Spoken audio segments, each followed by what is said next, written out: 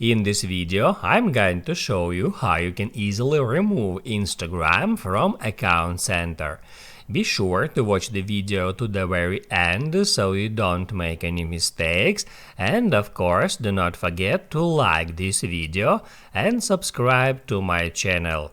So let's begin, and first off, open up Instagram app.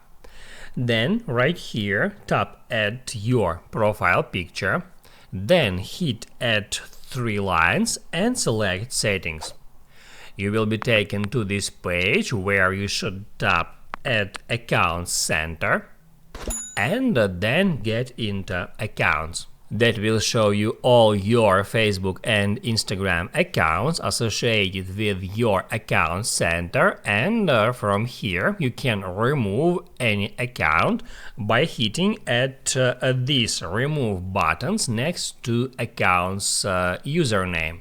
So let's remove that account. I'm just gonna hit add remove and then just tap add remove account and hit add continue. Then, to confirm it, just hit Add Remove. That's it.